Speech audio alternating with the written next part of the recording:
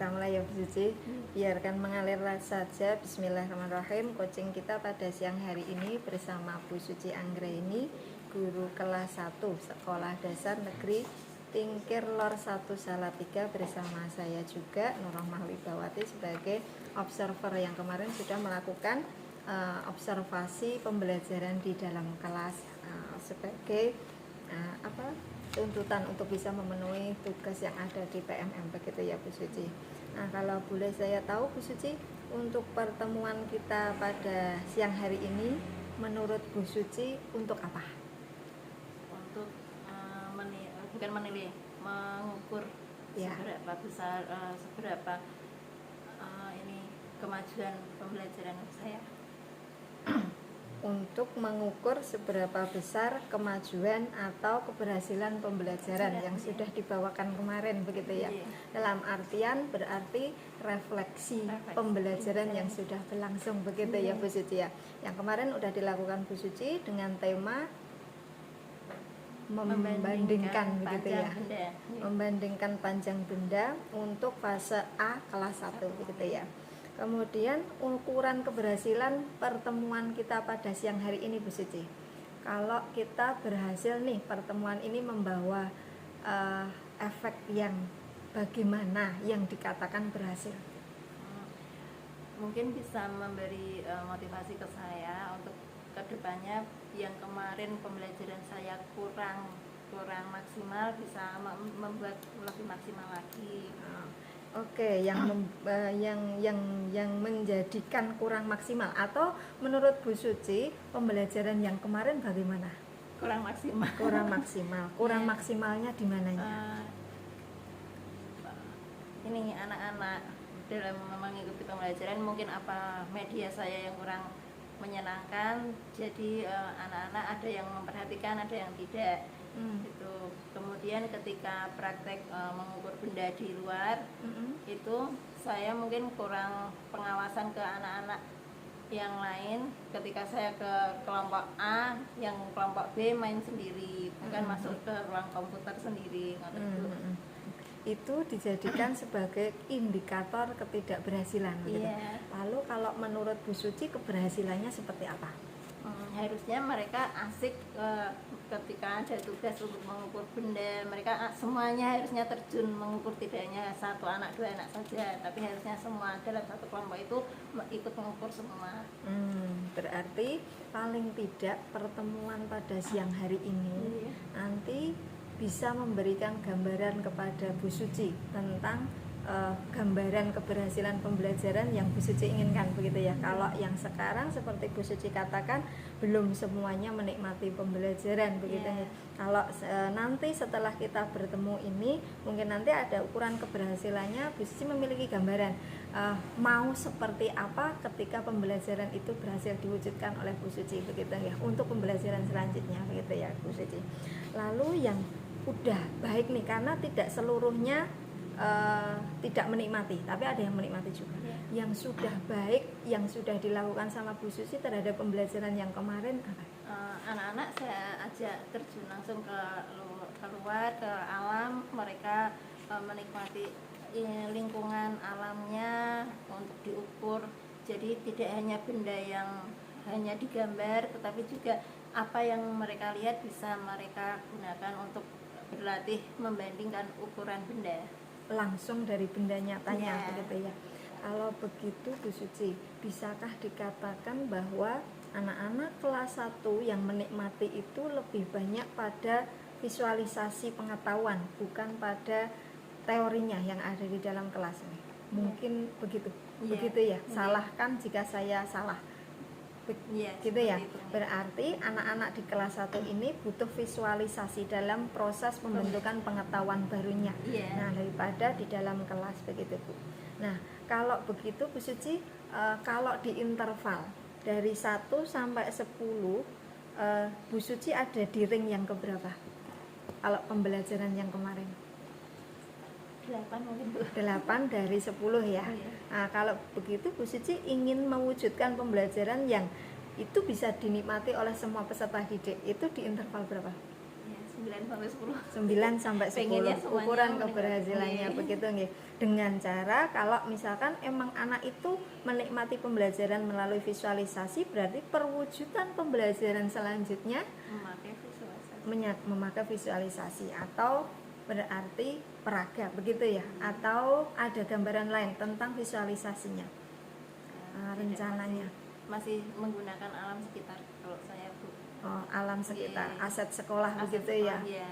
Berarti Jadi anak-anak kelas 1 masih suka yang langsung dipegang, langsung di kalau begitu tadi ketika anak dibawa ke luar kelas, ada anak nih yang lari ke perpustakaan, yang lari ke lab, yang lari, dan itu menurut Bu Suci itu tidak menikmati, gitu nggih.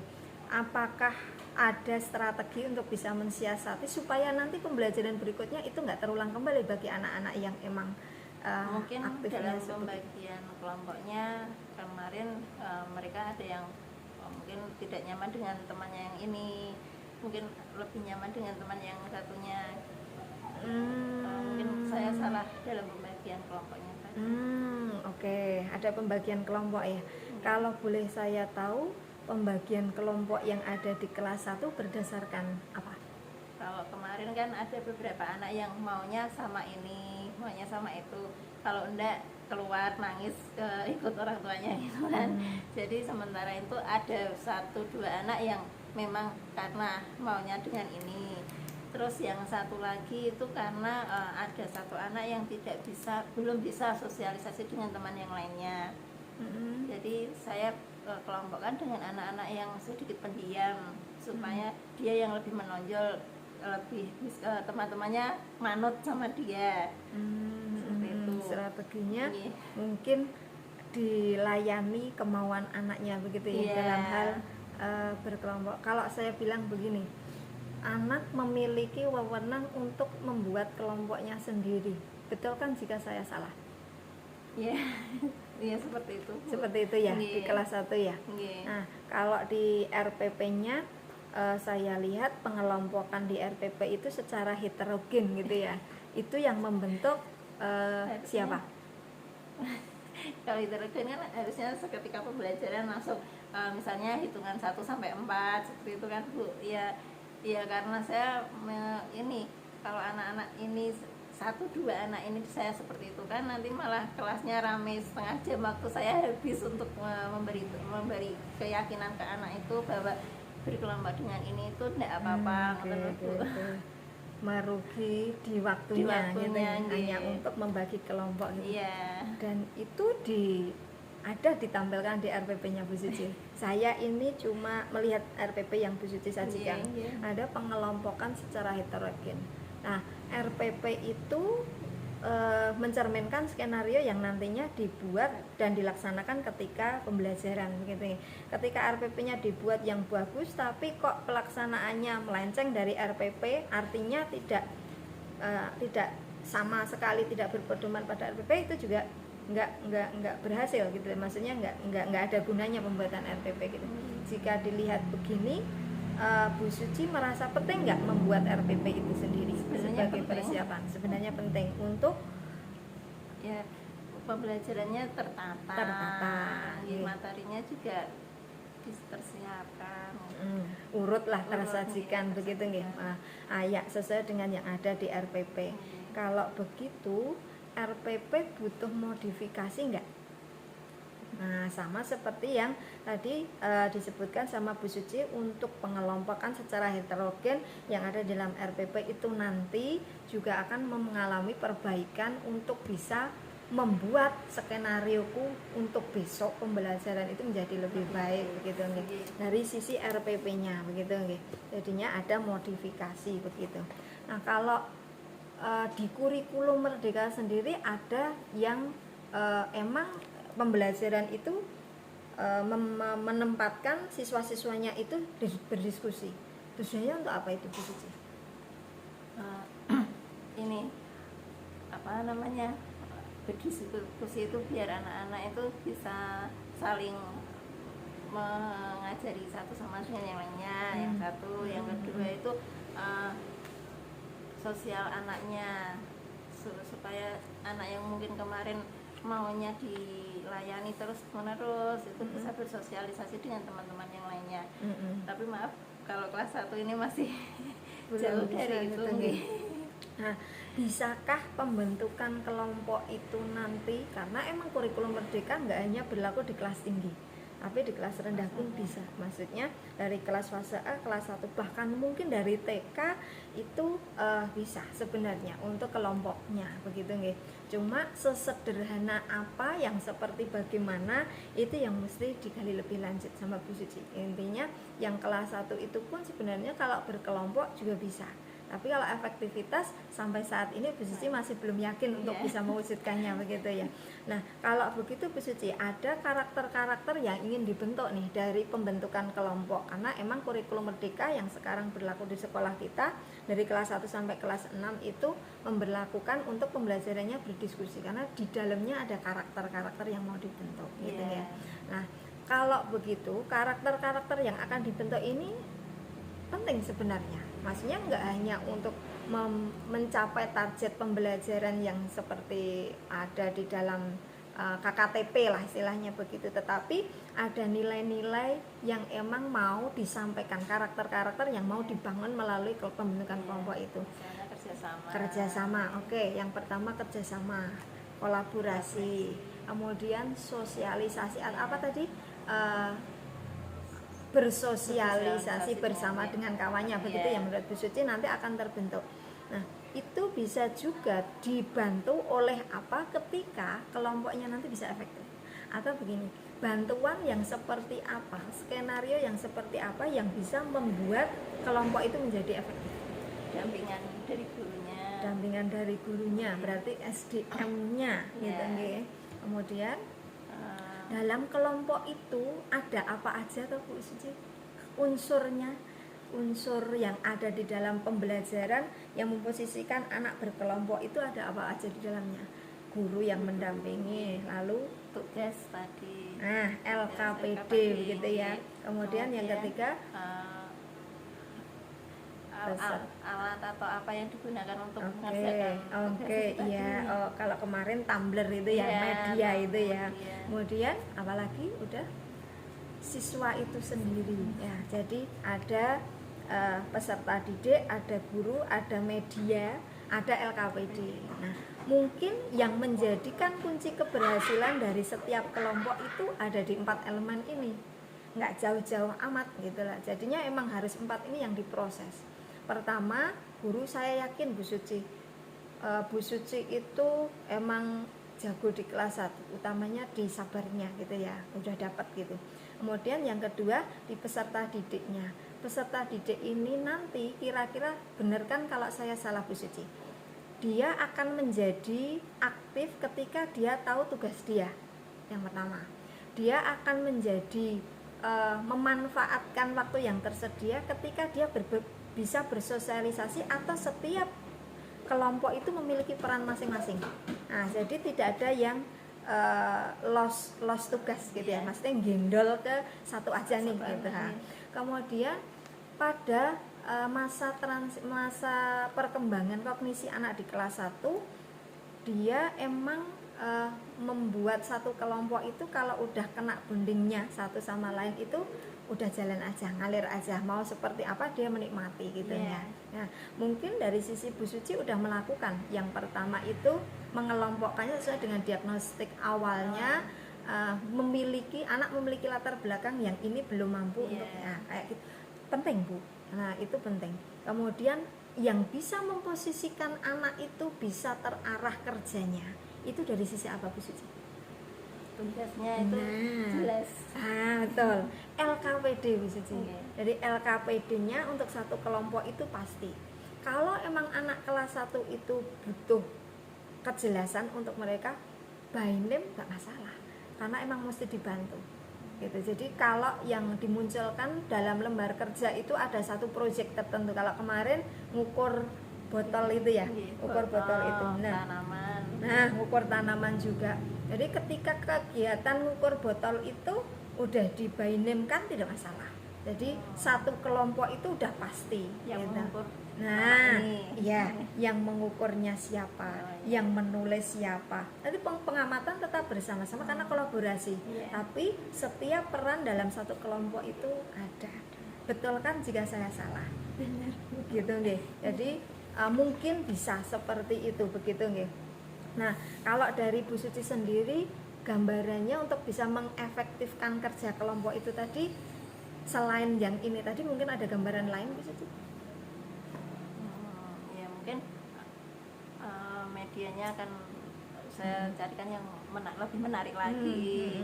Yang kedua ya benar tadi membagi tugas dalam kelompok. Punya peran gitu ya, peran dalam kelompok gitu. Itu yang kemarin belum sempat saya bagikan ke anak-anak. Tapi ya kalau saya lihat di pembelajaran yang kemarin sama yang dibandingkan yang sekarang, karena emang kelasnya beda nih. Itu kalau saya boleh izin ya, minta izin untuk hasil observasi yang kemarin. Saya merasa di kelas 1 itu nggak masalah Bu Suci. Mau ada yang lari keluar, mau ada yang seperti tidak masalah. Tapi kuncinya ada pada gurunya. Ketika gurunya udah tahu nih anak sama seperti si Lintar, saya juga nggak akan lihat kalau si Lintar ya, maksudnya dia udah malah justru anak-anak yang seperti itu mungkin udah tahu lebih awal, jadinya nggak begitu tertarik dengan apa yang diituin gitu ya. Nah mungkin ada perlakuan beda ketika nanti ada siswa-siswa seperti si Lintar gitu. Tetapi ketika sumber daya manusianya nih nggak nyukup saya sendirian, ada beberapa kelompok gitu ya, dan kelas 1 juga gitu ya, mungkin juga bisa dialihkan dengan visualisasi yang lainnya. Jadi mungkin di kelas 1 itu emang butuh karya-karya, emang butuh peraga-peraga, emang butuh yang lainnya untuk bisa melayani tingkat pencapaian anak yang berbeda-beda itu. Tapi tidak semua beda, hanya beberapa orang aja yang butuh pelayanan ekstra, yang slow sama yang cipi lah istilahnya, yang di atasnya. Mungkin begitu Bu Suci. Nah lanjut lagi Bu Suci, berarti besok yang mesti ini ditambahin formulanya di bagian mana, udah ada gambaran ya Bu Suci ya, yang elemen untuk bisa mengefektifkan kerja kelompoknya yang menurut Bu Suci itu kurang efektif yang kemarin gitu ya. Lalu Bu Suci selanjutnya, apakah yang sudah diajarkan Bu Suci kemarin terkait dengan sekolah kita yang adiliyata, sudahkah menerapkan pembelajaran yang include di dalamnya karakter ramah lingkungan? Kalau menurut saya sudah. Yang pertama tumbler itu memang setiap hari anak-anak membawa tumbler untuk tempat minumnya. Kemudian tanaman itu sebenarnya saya menginginkan anak-anak selain mengukur, membandingkan tinggi tanaman, mereka bisa saling menyayangi tanaman itu. Oh kita tata yang rapi, tingginya mungkin sebelah kanan, semakin sebelah kiri seperti itu. Selain itu kan jadi anak-anak juga tahu, oh ini tanaman ini tanahnya kering, harusnya segera disiram atau setiap pagi itu disiram. Dan itu sudah dilakukan kemarin gitu ya, dan itu menjadi nilai plus bagi Bu Suci dan udah menjadi kontribusi keberhasilan pembelajaran yang kemarin gitu ya. Kemudian Bu Suci, kalau disuruh milih capek mana, pembelajaran yang di dalam apa pembelajaran yang di luar? Kalau capeknya sama Bu, tapi kalau menyenangkan di luar. Menyenangkan di luar gitu. Dan komitmen dalam waktu dekat Bu Suci, komitmen itu janji dalam hati untuk bisa memperbaiki pembelajaran di dalam yang dibawakan sama Bu Suci itu mau berorientasi pada apa? Mau seperti apa? Mungkin ya lebih banyak media, lebih banyak diajak keluar, entah itu hanya di perpustakaan ataupun di lapangan, menggunakan fasilitas yang ada di sekolah, tapi tidak harus di dalam kelas. Cuman kalau kemarin-kemarin karena saya takut mengganggu kelas yang lain, itu saja. Dan mungkin bagi Bu Suci coba kalau misalkan ada anak yang lari keluar, kemudian masuk ke dalam kelas yang lainnya, kemudian masuk ke lab komputer atau ke perpustakaan, nyamperin guru yang lainnya yang di pas jam pembelajarannya Bu Suci.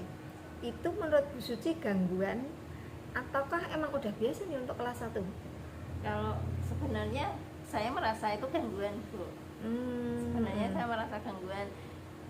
Saya takutnya mengganggu guru yang lain.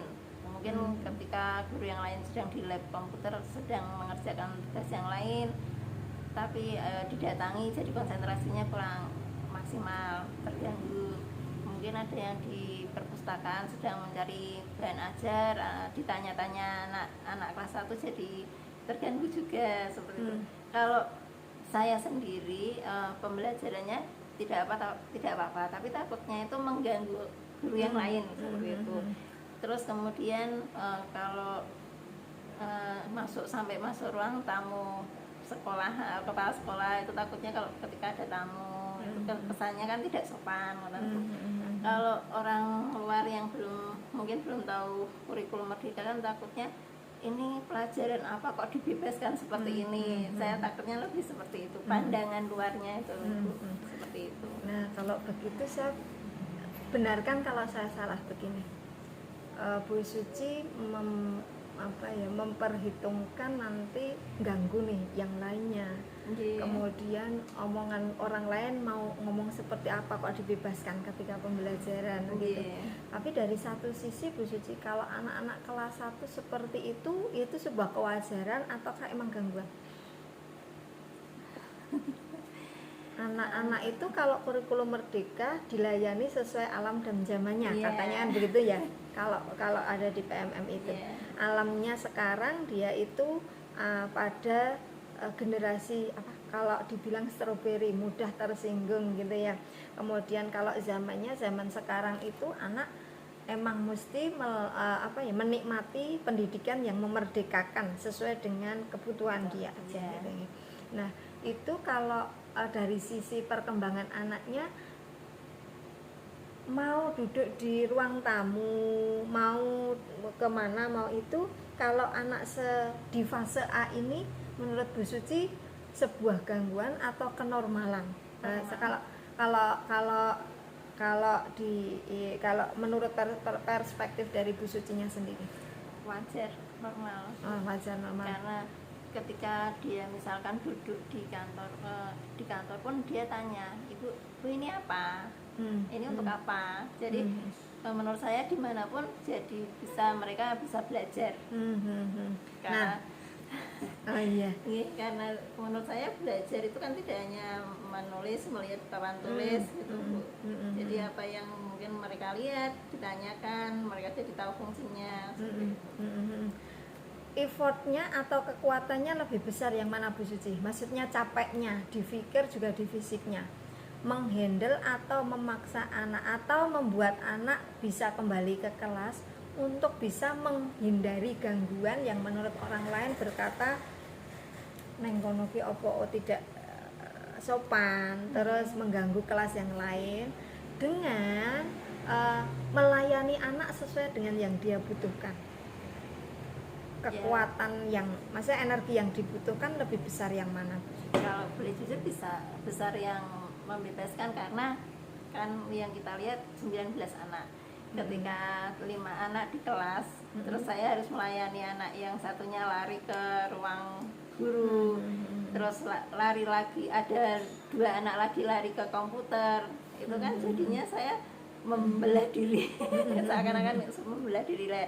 Itu pun untuk anak-anak masih kecil ketika kesenggol temannya aja kadang nangis seperti itu, Bu. Jadi kalau sebenarnya kalau mikir nyamannya ya nyaman yang bisa dihandle dalam satu kelas seperti itu, tidak ada yang lari ke sana ke sini gitu. Tapi untuk kalau membicarakan kurikulum Merdeka sekarang ya sebenarnya itu tidak apa-apa, tidak masalah. Jadi galau, Bu, sebenarnya. Di satu sisi ya memang wajar anak-anak di usia ini lari-lari, kadang mengejar kupu-kupu, nanti ditangkap terus ditaruh di plastik, nggak boleh mati, gini-gini kan seperti itu. Tapi yang satunya lagi pengennya belajar yang menulis, lah kok pelajarannya cuma lari-lari, Bu, nggak nulis. Ada yang seperti itu.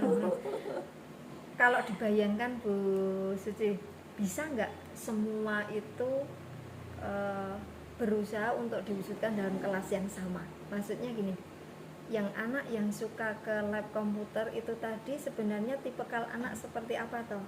Maunya seperti apa toh? Tak bawa, tak tarik ke kelas, apa yang ia butuhkan tak taruh di kelas, maksudnya gitu. Ketika ia butuh kasih sayang, atau ketika ia butuh media, atau ketika ia butuh sesuatu, atau visualisasi pengetahuan, atau mungkin dia bosan dengan materi sehingga dia butuh materi yang baru, itu jadinya di kelas itu, misalnya dalam satu kelas itu. Kemudian yang satunya lagi di dalam kelas, ada banyak perbedaan-perbedaan yang dilayani dalam satu. Itu kira-kira menurut Bu Suci ngukur kekuatan sendiri dapat terwujud nggak dalam satu kelas? Masih berusaha Bu, 1 semester ini aja belum bisa.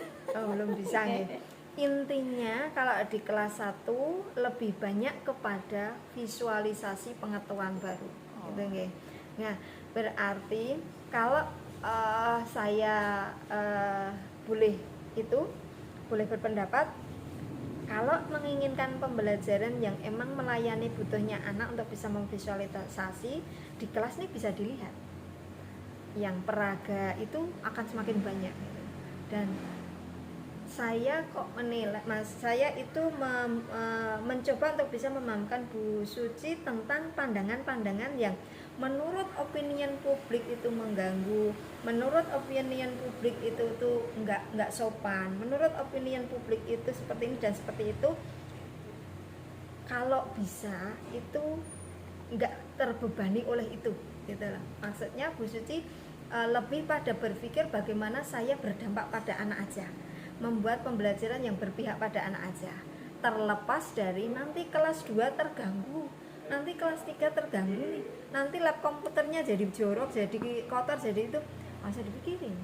Tetapi dari sisi tanggung jawab Bu Suci selama pembelajaran itu emang Bu Suci miliknya anak, nah kayak gitu, miliknya anak. Kalau emang itu mengganggu dan dibiarkan itu juga salah, maksudnya wes tak jarke keluar itu juga salah sebenarnya. Karena anak di kelas 1 itu emang punya tujuan pembelajaran, tujuan sendiri yang biasa dia tetap. Aku nang sekolah arep ketemu karo Azid, arep dolanan kartu, itu tujuannya. Nah, ketika tujuan itu mau dibersamai untuk bisa belajar, ya kartu itulah yang menjadi jembatan belajar buat dia, bukan mengganti kartu dengan misalkan dakon. Nah, nggak akan sampai gitu. Nah, itu tugasnya guru untuk bisa memfasilitasi, terlepas dari nanti guru agamanya anak cah cilik kok diajari main kartu, nah misalkan gitu, itu udah lepas lagi. Nah, karena pandangan satu orang dengan orang yang lain tentang kurikulum merdeka secara kompres, secara keseluruhan itu belum bisa dimiliki oleh satu. Jadi ada, setiap orang itu punya blind spot, punya buta. Kalau jenengan memandang saya dari depan, urungnya pasek, lambene tebel gitu. Kalau dari belakang, orangnya ramping kayak gitu ya. Jadi beda-beda pandangan orang. Dan kalau jenengan membiarkan jenengan berpikir terhadap opinion publik, capek akan capek. Merasa menjadikan jenengan jadi malas untuk bergerak. Untuk berinovasi itu akan jadi takut. Engko gek-gek ngene, engko gek-gek gitu. Nah, mulai dikurangi itu untuk bisa mewujudkan pembelajaran yang berpihak pada murid. Nah, gitu. Nah, Bu, kalau saya lanjut ke yang selanjutnya secara tegas, Bu. Kesulitan yang Bu Suci temukan dalam pembelajaran kemarin itu tentang ketidakefektifan diskusi, kalau tidak salah tadi begitu ya. Saya mohon izin untuk bisa merangkum. Ketidakefektifan kelompok dalam diskusi, karena tidak semua anggota kelompok memiliki peran, begitu nggih? Nah, kemudian Bu Suci, dari kesulitan yang sudah diperoleh itu, tantangan yang muncul, bukan hambatan. Kalau hambatan itu akan menghambat pembelajaran menjadi tidak berhasil. Tapi kalau tantangan akan menjadikan itu kesempatan. Tantangan yang bisa diambil itu seperti apa, Bu Suci? Yang bisa nanti dijadikan amunisi untuk bisa membuat satu inovasi perbaikan. Apa, Bu Suci? Ya, seperti tadi mungkin memperbaiki dalam LKPD, memberikan tugas anak-anak itu lebih jelas. Memberikan peran ya. Memberikan peran anak-anak itu lebih jelas. Tantangannya itu apakah bisa terwujud atau tidak. Dampak terhadap tantangan yang muncul itu apa Bu terhadap pembelajaran? Dampaknya ketika ada tantangan itu akan menjadikan pembelajaran yang jenengan impikan nanti akan seperti apa? Dalam berkelompok mereka bisa aktif semuanya, bisa tidak lari-lari, maksudnya fokus ke pembelajaran. Oke, berarti ketemu ya. Nah, Bu Suci, kalau boleh saya minta izin, apakah Bu Suci sudah memiliki gambaran yang lebih detail, lebih terang lah istilahnya untuk perwujudan pembelajaran selanjutnya setelah ini? Ya, ya seperti mungkin tetap mungkin membagi kelompok itu tetap, terus dalam memberikan tugasnya harus lebih jelas perannya anak-anak seperti apa, dalam pembagian waktu mengerjakan tugasnya lebih jelas lagi, diberi waktu sekian menit gitu. Dan mungkin bimbingan ke kelompoknya itu lebih mendalam lagi Bu. Kalau kemarin kan mungkin saya cuma melihat terus mengingatkan gitu. Mungkin saya harus lebih mendampingi, ini loh kamu harus seperti ini mungkin seperti itu. Oke. Tindakan nyata yang dilakukan segera ini dalam waktu dekat ini untuk bisa mewujudkan pembelajaran seperti gambarannya Bu Suci itu. Yang pertama mungkin saya akan belajar dari YouTube atau dari PMM, cara-cara mengaktifkan kelompok, membuat kelompok yang aktif semua itu seperti apa, menarik siswa kelas 1 supaya bisa berdiskusi itu seperti apa. Ukuran ketercapaiannya untuk pembelajaran selanjutnya apa Bu Suci? Mereka bisa itu tadi aktif dalam kelompoknya masing-masing. Oke, Bu Suci, saya rasa tujuan pertemuan kita pada siang hari ini sudah dapat nih. Bu Suci sudah terbantukan dengan memiliki gambaran yang lebih detail lagi tentang pembelajaran yang akan nanti dilakukan di pembelajaran selanjutnya sebagai rencana tindak lanjut dari observasi yang kemarin. Semoga berhasil dan membawa dampak yang lebih baik pada pembelajaran yang Bu Suci bawakan. Terima kasih Bu Suci.